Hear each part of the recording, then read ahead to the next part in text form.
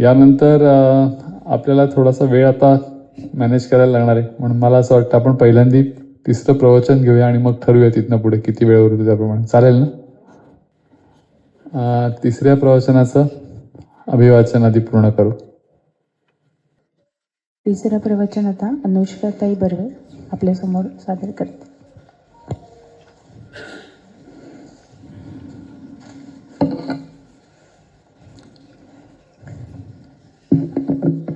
हरिओम.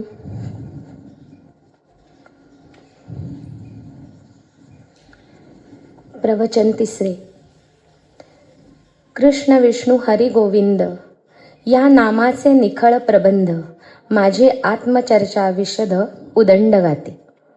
भक्तांचं नामस्मरण चालू असतं. ते मुखाने नाम घेत असतात. कृष्ण विष्णू हरी गोविंद असा त्यांचा नामोच्चार चालू असतो. रामकृष्ण हरी रामकृष्ण हरी रामकृष्ण हरी असं नामसंकीर्तन सुरू असतं. आणि त्या नामसंकीर्तनामध्ये परमात्म्याचे गुणानुवाद गाता गाता त्याच्या स्वरूपाची चर्चा चालू असते. तन्मयतेने त्याच्या स्वरूपाचे वर्णन ते करीत असतात.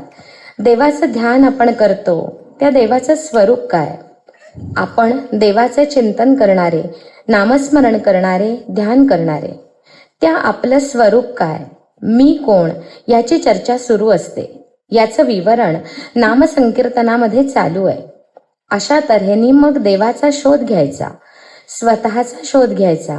देव माझा मी देवाचा, देव माझा मी देवाचा, देव माझा मी देवाचा, एकच ध्यास त्यांना लागलेला असतो. देव आणि आपण याखेरीज बाकीच्या सर्व गोष्टींचा त्यांना विसर पडलेला असतो.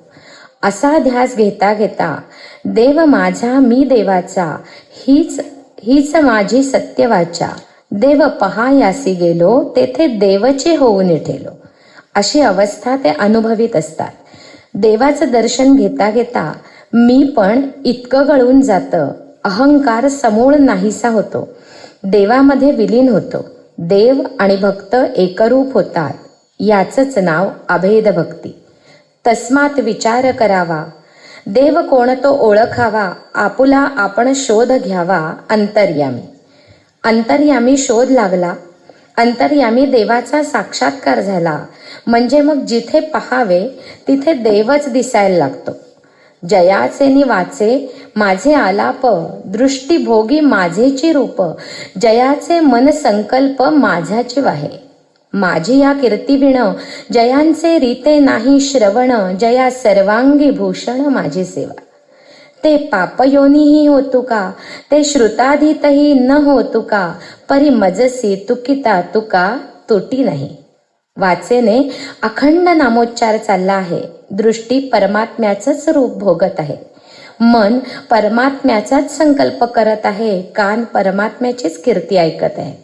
घेई घेई माझे वाचे गोड नाम विठोबाचे. डोळे तुम्ही घ्या रे सुख, पहा विठोबाचे मुख. तुम्ही ऐका रे कान माझ्या विठोबाचे गुण. मना तेथे धाव घेई राही विठोबाच्या पायी. तुका म्हणे जीवा नको सांडू या केशवा. भक्तांनी असा ध्यास घेतलेला असतो आणि ध्यास घेता घेता ते तद्रूप झालेले असतात. आणि अशा तऱ्हेने अंतर्यामी भगवंताचा साक्षात्कार झाला की मग जिथे पहावे तिथे दिसावे आत्मरूप जगतात. आत्मरूपता अशी प्रकटता रंगूनी जाती त्यात. हे समस्तही श्री वासुदेव असा प्रत्यय त्यांना आलेला असतो.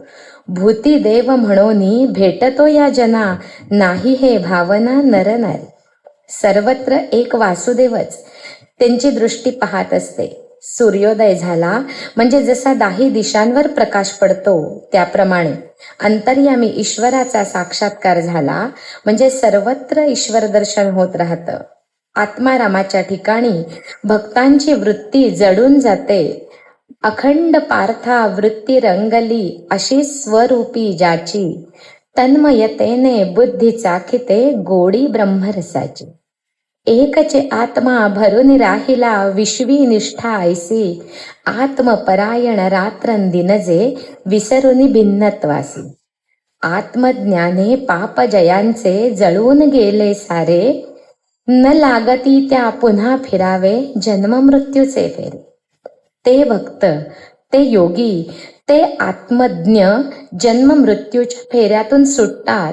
जन्मून ते अजन्मेच असतात.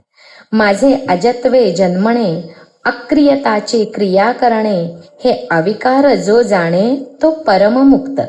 अशी परमशांत अवस्था, परममुक्त अवस्था, अशी ती अवस्था, ती मुक्तावस्था ते भोगीत असतात आणि मुक्तीवरील भक्ती ते साधित असतात. अखंड भजनात रंगून गेलेले असतात. मुक्तीवरील भक्ती जाणं अखंड मुखी नारायण. ह्यात एका ठिकाणी म्हटलं आहे की जयाचे मन संकल्प माझाची वाहे, जयाचे वाचे माझे आलाप, दृष्टीभोगी माझेचे रूप, जयाचे मन संकल्प माझाची वाहे. हा माझा संकल्प म्हणजे तो कोणता संकल्प? माझा संकल्प म्हणजे ईश्वरीय संकल्प, ईश्वराविषयीचा संकल्प, किंबहुना ईश्वराचाच संकल्प. त्याचं मन संकल्पित असतं. तो देवाच्या डोळ्यांनीच पाहत असतो. जन्म मृत्यूच्या फेऱ्यातून सुटल्यामुळे आम्ही मेलो तेव्हा देह दिला देवा, आता करू सेवा कोणाचीही. सूत्रधारी जैसा चालवितो कळा, तैसा तो पुतळा नाचे छंदे. बोल तसे जैसे बोलवितो देव, मज हा संदेह कासयासी. ईश्वरी संकल्प आणि त्याचा संकल्प हे भिन्न उरत नाहीत. तो अंतरी अभेदत्व उपभोगून वरीवरी बाह्यता देव आणि भक्त या द्वैतात वावरत असतो. त्या स्थितीमध्ये देवची तो भक्त होऊनी राहिला, भक्तची तो झाला देवाता. ऐसे एकपण देवभक्ता जेथे, राज्य करी तेथे अक्रिय हा. कैचे तेथे विश्व, कैचा विश्वाभास, असे एक रस देव जेथे. ऐशा ही स्थितीत प्रेम सुख भोग घडावा अव्यंग म्हणूनिया. देवची आपण होवोनिया भक्त, आनंदे खेळता आपणाशी. तेथे जप ध्यान पूजा उपचार सर्वही साचार देव होय. देवेची आपण देव भक्त व्हावे, देवेची भजावे देवा लागी.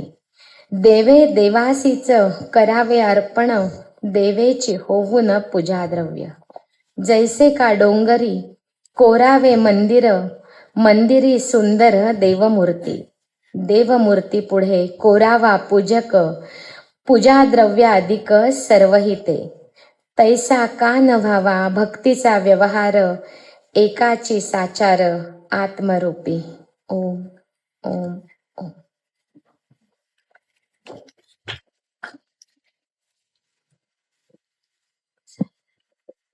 सुंदर. देव देवळ परिवारू, ही जण करून डोंगरू, तैसा भक्तीचा व्यवहारू कान व्हावा, अशी ओरिजिनल ज्ञानेश्वरी मधली ओवी आहे. बहुधा ज्ञानेश्वर महाराज ही ओवी लिहिताना त्यांच्या समोर कैलास लेणा असावा असं वाटतं. कारण पाहिलं असेल तुम्ही एलोरा, वर्णखणत जगातलं आश्चर्यच येतं की 5 पिढ्या, कुठलंही ऑटो कॅड वगैरे तेव्हा नव्हतं, कम्युनिकेशनचं कुठलंही माध्यम नाही, व्हिज्युअलायझेशन नाही. म्हणजे इंटेरियरवाले हल्ली म्हणतात ना की आम्ही ड्रॉइंग शिवाय करू शकत नाही, किंवा लोक मला म्हणतात ड्रॉइंग शिवाय कसं काय इंटेरियर होऊ शकतं. मी त्यांना सांगतो एलोरा जाऊन बघ, कुठलं ड्रॉइंग होतं आणि 60 वर्ष चाललं होतं. आणि तिथे हे ॲक्च्युली आहे, हे जे वर्णन केलेलं आहे ना, सगळ्या गोष्टी एकाच दगडातून निर्माण झाल्यात. तसा भक्तीचा व्यवहार का होऊ शकत नाही? देऊळ, परिवार, सगळं जे षोडश उपचार पूजा आहे सगळे एकाच दगडातून निर्माण केलंय. स्वामी स्वरूपानंदांकडे जी काव्य प्रतिभा आहे ती अद्भुतच आहे. म्हणजे प्रतिज्ञानेश्वर त्यांना म्हणतात ते खरी गोष्ट आहे. अभंग ज्ञानेश्वरीच्या बाबतीत असं नमूद केलंय की त्यांनी जेव्हा ठरवलं अभंग ज्ञानेश्वरी म्हणजे ज्ञानेश्वरीचा पूर्ण अभंग वृत्तात भावानुवाद करायचा. मुळात आपण जर ज्ञानेश्वरी पाहिली तर लक्षात येतं की ती भाषा एवढी अवघड आहे, कळायलाच अवघड आहे. त्याचा पॅरलल काव्याच्या फॉर्ममध्ये अनुवाद करणं ही अत्यंत अवघड गोष्ट आहे, आणि अभंग वृत्तात. पण स्वामी स्वरूपानंदांनी ते जेव्हा करायला घेतलं तेव्हा असं त्याच्या चरित्रामध्ये लिहिलं आहे की रोज ते 10 ओव्या घ्यायचे आणि 10 ओव्यांचं अभंग रूपामध्ये त्यांनी अभंग ज्ञानेश्वरीमध्ये अनुवाद केला. आणि हे सलग तुम्ही बघा 9,000 ओव्या आहेत ज्ञानेश्वरीच्या, डिवाइड बाय 10 म्हणजे 900 होता. तर त्यांनी ते 3 वर्षाच्या आतल्या म्हणजे 2.5 ते पावणे 3 वर्षात व्रतासारखं ते पूर्ण केलं. एका ठिकाणी असं म्हटलंय की ज्या दिवशी त्यांची आई गेली स्वामींची, त्यांना अनेक प्रकारच्या सिद्धी होत्या. म्हणजे स्वामी स्वरूपानंदांच्या सिद्धी हा एक स्वतंत्र विषय होऊ शकतो मोठ्या प्रवचन मालेचा, एवढ्या सिद्धी होत्या यांच्याकडे. तसं उल्लेख आहे की त्यांना ते आधीच माहिती असावं, कारण युजली ते ज्या वेळेला ते अनुवाद करायचे त्या दिवशी खूप सकाळी उठून ते अनुवाद पूर्ण करून टाकला. तो दिवसही अपवाद नव्हता अभंग ज्ञानेश्वरीचा करायला. त्या दिवशी त्यांनी ते पूर्ण केलं आणि मग बाकीचं सगळं करायला गेलं. त्याच्यामुळे स्वामींचं एकंदरीत जे वाङ्मय आहे ते वाचताना अनुभूती, प्रासादिकता याच्यामुळे इतकं अंतरंगात शिरायला होतं. ज्ञानेश्वरीच्या बद्दल जे असं म्हणतात समजत नाहीये त्यांना सगळे स्वामी माधवानंद हेच सांगायचे की तुम्ही ज्ञानेश्वरी घ्या, त्याच्या खाली अभंग ज्ञानेश्वरी घ्या आणि एक एक वाचा, बाकी वेगळा अर्थ वाचायची गरज लागत नाही. आणि याहून एक विशेष गोष्ट जी मला स्वामीजींकडनंच कळली होती ती म्हणजे ज्यांना प्रति ज्ञानेश्वर असं समजलं जातं असे स्वामी स्वरूपानंद कधीही आळंदीला गेले नव्हते. कारण पावसला क्षेत्र संन्यासी होऊन राहिले 40 वर्ष, जाऊ शकतच नव्हते कुठे. खूप आठवणी आहेत बाबू काकांनी सांगितलेल्या आहेत हे, आणि हे जे ग्रंथ आहेत अमृतधाराच्या रूपाने स्वामींनी एका प्रकारे चरित्रच लिहिलेलं आहे त्यांचं. तेणे योग सार, स्वानंदाचा कंद, हे जे सगळं आहे त्या स्वरूपानंद आपल्याला उलगडत जातात. याच्यामध्ये अजून एका ग्रंथाची भर आहे अनंत निवासातल्या फक्त आठवणी. हे 4 ग्रंथ साधारण असे नुसतं अवलोकन केलं तरी असं लक्षात येतं की स्वामी स्वरूपानंदाविषयी जर नुसता घेतला आपण तर 1-2 वर्ष आपलं केंद्र चालू शकेल एवढ्या गोष्टी सांगण्यासारख्या आहेत ते 40 वर्षात घडलेल्या. नुसते प्रसंग आणि त्यांनी केलेला वाङ्मय त्याच्यावरचं विवरण नाहीच, नुसते प्रसंग, अद्भुत प्रसंग आहेत आणि शिकवणारे प्रसंग आहेत. छोट्या छोट्या गोष्टी की एकदा एक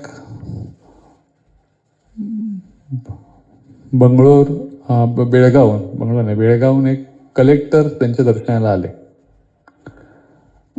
आणि असं लिहिलं याच्यामध्ये की त्यावेळेला असं बाहेर अनंत निवासच्या बाहेर सगळी अशी झाडांची मंडपी होती, तिथे आले आणि कलेक्टर सारखेच आले, आत आले डायरेक्टली शूज घालून. तर त्यांना तेव्हा बाबू काका उभे होते, म्हणले शूज अलाउड नाही, बाहेर काढून या तिकडे. त्याप्रमाणे ते बाहेर नाराजीनीच गेले आणि परत आत आले. आणि येताना त्यांनी सगळं ते आणलं होतं, फळांची करंडी, मिठाई, मग एक ताट आणलं होतं वेगळं. त्या ताटात त्यांनी ते सगळं अरेंज करायला लावलं. त्यांच्यावर जी व्यक्ती होती त्याला मिठाई, फळं. आणि अनंत निवासात स्वामी आत बसले होते, ते गेले आणि तिथे गेल्यावर त्या ताटात अजून 51 रुपये ठेवले आणि स्वामींना म्हणले मी प्रसाद आणलाय आपल्यासाठी. तर स्वामी बघितलं त्यांच्याकडे, हात केला, असा पेढ्याचा एक कण घेतला.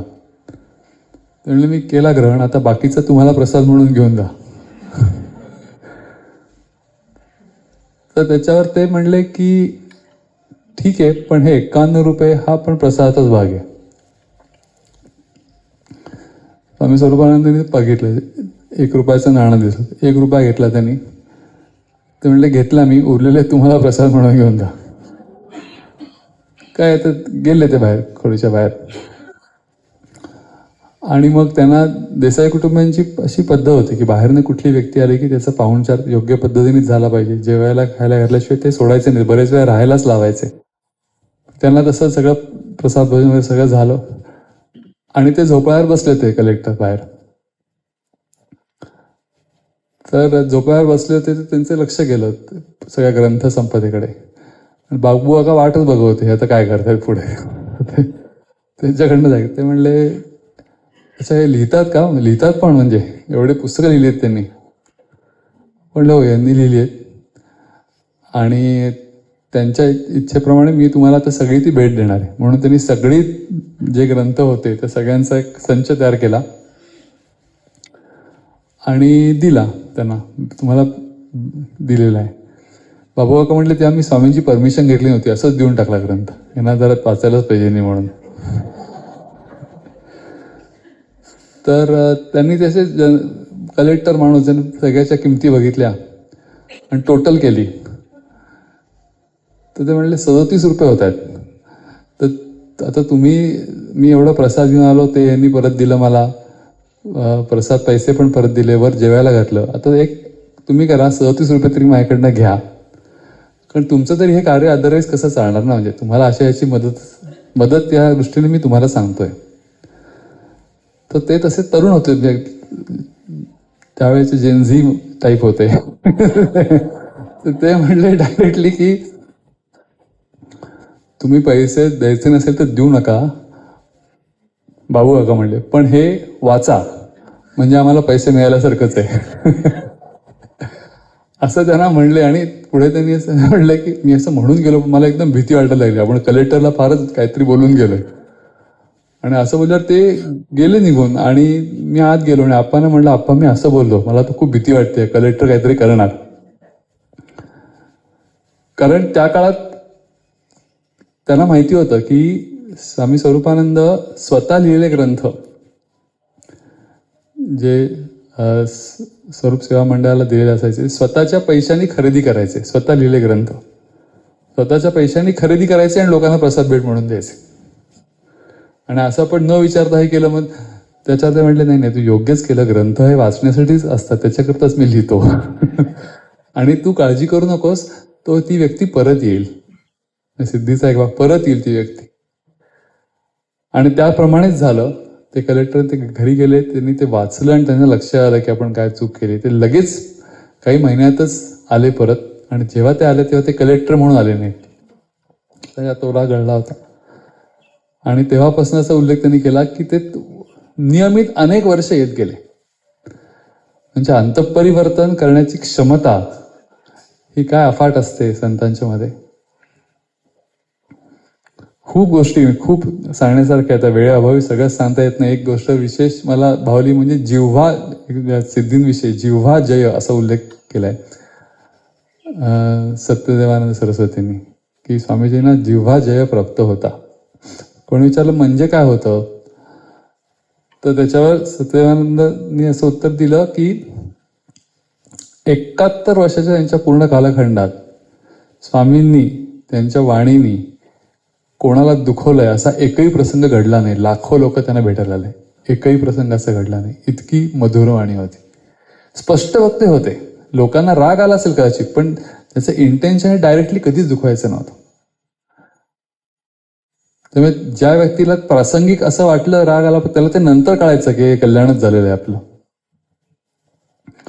आणि दुसरी गोष्ट ते म्हणले, आपण विचार करा किती अवघड आहे की आयुष्यभर पडवळाच्या 4 ते 6 चकत्या त्यांनी सकाळ संध्याकाळ थोडंसं चवीपुरतं तूप मीठ लावून नित्य नव्या चवीनी भक्षण केलेलं आहे. म्हणजे ते खाताना असं वाटायचं की यांना रोज काहीतरी वेगळं डेझर्ट मिळत आहे, पक्वान्न मिळत आहे. इतकं ते त्यांच्या चेहऱ्यावर तो उल्हास असे ते खाताना की जो पदार्थ मी त्यांना एकदा विचारलं होतं, बाबू काकांनी विचारलं होतं की तुम्ही पडवळच का चूज केला, बाबूकांचा प्रश्न. त्यांनी सांगितलं की कसं आहे, मी लहान असल्यापासून हे आहे की मी असं जायचो कोकणामध्ये, बरीच पडवळाचे वेली असतात, तर पडवळ दिसला की मी त्याकडे पळत सुटायचो आणि झाडावरनं कच्चा तोडून खायचो. तेव्हापासून मला असं त्या पडवळाविषयी काय होतं माहिती नाही. कारण असं म्हणतात की पडवळ जर कच्चा असताना तुम्ही खाल्लं तर त्याचा तो जेवढा उग्र असा दर्प हाताला लागतो की तुमच्या आजूबाजूच्या लोकांना सुद्धा ते सहन होत नाही. त्यामुळे तो कच्चा तोडून खाणे फार वेगळी गोष्ट. आणि त्याच्यावर त्यांनी पुढे असं सांगितलं होतं की तुला म्हणून सांगतो बाबू की ज्या व्यक्तीचा संपूर्ण इंद्रिय जय झालेला असतो त्या व्यक्तीलाच हे जमतं, त्या व्यक्तीलाच अशा पदार्थाची गोडी वाटू शकते की असा पदार्थ तो सेवन करू शकतो. तुम्ही असं करू नका. म्हणजे जिव्हा जय म्हणजे काय, अत्यंत बेचव पदार्थ. कारण नंतर आता आपण गेलो तर जयंतीला पडवळाची भाजी करतात, ती ज्या प्रकारे करतात तशी ते खायचे नाही. मीठ मसाल्यावर काही नाही. अशा खूप छोट्या छोट्या गोष्टी आहेत की एखादी गोष्टी दत्तवामन पोद्दारांनी सांगितलं, एकदाच भेटले फक्त ते स्वामी स्वरूपानंद झाल्यानंतर. तुला माहिती असेल पुण्यामध्ये हे सगळं घडायच्या आधी दत्तवामनांच्याकडे हे काम करायचे आणि अनेक हस्तलिखितांचं ते लिहिण्याचं काम त्यांना दिलं होतं. एकदा त्याने म्हणले होते की तुला ते समजणार नाही, तू लिही, नंतर स्पेसिंग मी करीन. पण ज्या प्रकारे यांनी लिहिलं ते म्हणले तुला कसं काय स्पेसिंग बरोबर कळलं कसं करायचं, म्हणजे तुला हे सगळं माहिती आहे ज्ञान. हे काही बोलले नाहीत, एक वाक्यही बोलले नाहीत. आणि त्याच्यानंतर जेव्हा हे सगळं झालं, पावसला घडलं रामायण, आणि त्याच्यानंतर भावार्थ गीता जेव्हा लिहून झाली तेव्हा त्यांनी देसाईंना सांगितलं की तुम्ही प्रकाशित करा आता पुण्यामध्ये आणि दत्तवामनांना प्रस्तावना लिहायला सांगा. आणि त्यांनी खाली एक छोटंसं नोट पत्र लिहिली की अशी प्रस्तावना लिहावं अशी माझी विनंती आहे, मी आपल्याकडे पूर्वी काम करत होतो. आणि खाली लिहिलं स्वरूपानंद. तर त्यांना वाटलं हे रामभाऊ आपल्याकडचे स्वरूपानंद का लिहित असत, असं त्यांना कुतूहल निर्माण झालं. पण त्याच्यानंतर ते एकदाच पावसात येणार होतं. त्यांचा असा शिरस्ता होता, कोणी व्यक्ती ज्या पावसला जाणार असायची, जर कळवलं असेल तर फारच वेगळं, नसेल कळवलं तरी यांना जरी कळलं तरी त्या व्यक्तीला ते घ्यायला पाठवायचे कोणाला तरी एसटी स्टँडपासून. आणि पूर्ण त्याची राहायची खायची व्यवस्था. अनेक लोकांच्या मनोगतात मी हे वाचलेलं आहे, कशा प्रकारे त्यांना रिसीव्ह केलं जायचं. तर दत्तवामन म्हणजे मी एकदाच गेलो तेव्हा ते बसले होते आणि मला फक्त त्यांनी 3च मिनिटं दिली. मी भाषणासाठी गेलो होतो, पण त्यांनी सांगितलं तर मला येऊन तुम्ही भेटा. ते का भेटा असं ते मला कळलं नाही तेव्हा, पण मी गेल्यावर कळलं असं का ते म्हणले होते. 3च मिनिटं मी होतो अनंत. तीच माझी पहिली आणि शेवटची भेट आहे स्वरूपानंद. आणि तेव्हा त्यांनी तो सोहमचा श्वास घेऊन दाखवला आणि मला म्हणले असं घ्या तुम्ही आयुष्यभर. बाकी काही बोलले नाही. पण मी महाराष्ट्रात भारतात अनेक ठिकाणी हिंडलो, अनेक संत पाहिले, पण 16 आणि सोलीव संत असं जर कोणी पाहिलं असेल मी, स्वामी स्वरूपानंद. त्यामुळे स्वामींविषयी किती बोलावं तेवढं थोडं, किती आठवणी सांगाव्यात. आपण वेळ ठरवलेली आता होत आलेली आहे, त्यामुळे मला असं वाटतं आता इथेच थांबणं गरजेचं आहे. पण प्रेरणा नक्की आहे की स्वामी स्वरूपानंदांच्या चरित्रातल्या ऐकलेल्या वाचलेल्या गोष्टी या जरूर आपण काहीतरी वेगळं निमित्त त्याच्यासाठी साधून जास्तीत जास्त लोकांपर्यंत पोचतील असं करूया. कार्यक्रमाचा शेवट आपण पसायनाने करतोय. रश्मी बापट, पसायदान पसायदान. मध्ये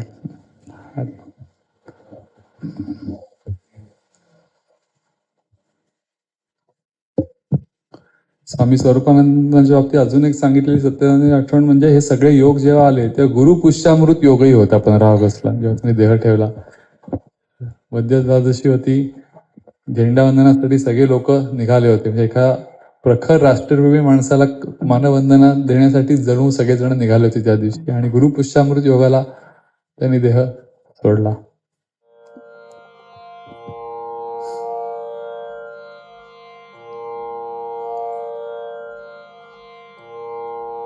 आता विश्वात्मके देवे येणे भाग्यज्ञे तोषावे, तोषोनी मज द्यावे पसाय दान हे.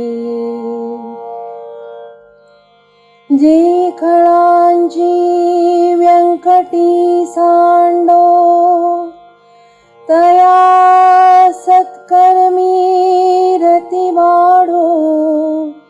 भूता परस्परे जडो मैत्र जीवांचे. दुरितांचे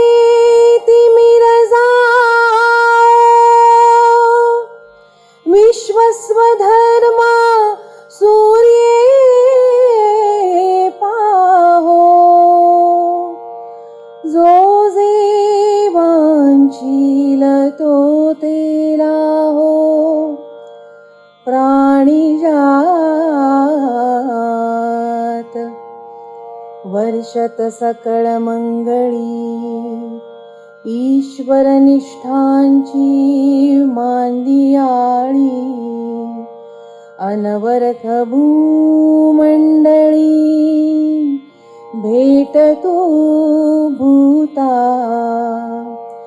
चला कल्पतरूंचे आरव चेतना चिंतामणीचे गाव बोलते जे अर्णव पियुषाचे चंद्रमेजे अलांछना मार्तंड देता पहिला ते सर्वाही सदा सज्जना सोय रे होतु किंबहुना सर्वसुखी पूर्ण होऊनी तिन्ही लोकी भजिजो आदिपुरुखी अखंडित आणि ग्रंथोपजीविये विशेषी लोकीये दृष्ट विजये होवावे जी येथ म्हणे श्री विश्वेश्वराव हा होईल दान पसाव येणे वरे ज्ञान देव सुखिया